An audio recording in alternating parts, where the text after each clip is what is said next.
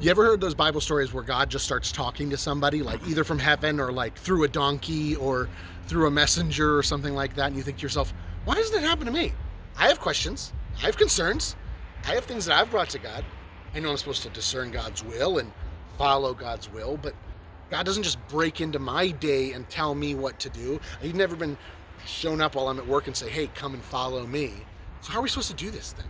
So in all the hustle and bustle of our day-to-days and all the well-trodden paths that we have every day that we go through, dropping off kids at school, going to work, arranging dinner, meeting up with people we care about, it can be hard to know when God maybe is interrupting or speaking to us in the midst of that because we're just set on our own path. So I thought we could wrestle with that during these refresh videos.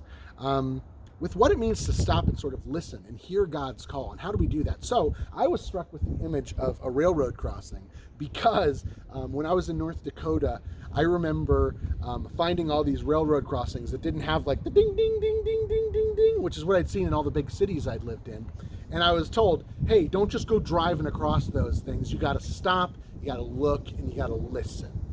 There aren't sensors telling you when they're coming. And I thought about how that applies in so many ways to many Bible stories about what it means to discern God's will and how helpful it might be for all of us to stop, to look, to listen for how God is speaking to us. So that's what we're going to talk about in the next 3 weeks. And the first one I want to talk about is stopping. With train tracks, it's obvious. You don't just want to roll across a train track because there could be a train, right? You don't want to keep going because, oh, there wasn't a train here yesterday, or there wasn't a train here the day before that, or a train crossing the day before that. You want to see it as it is right now, because if you don't, then you could possibly walk into a disaster. But for us, in understanding what God might be saying to us, how God might be speaking to us, how God might be nudging us, because it might not be a booming voice from heaven, we sometimes do need to stop and not just recognize, oh, God didn't speak to me yesterday or the day before, but go, what's happening right now? Assessing the current situation. Not what the situation was yesterday or the situation may be tomorrow, but think about right now. What's happening in my life? Am I run down?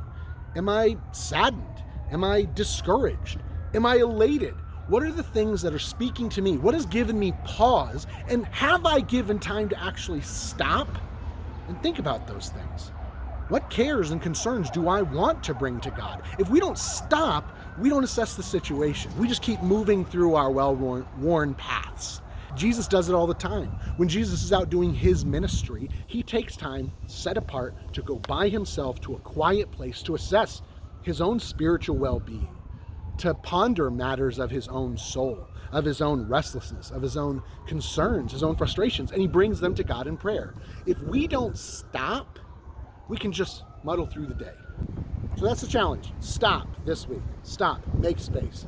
Next week, we're going to talk about how we can look, or seek, maybe. You've taken this time. You've created this space. Now, how do we seek an audience with God? What are we going to bring before God in this time? What do we want to say to God? That's for next week. See ya.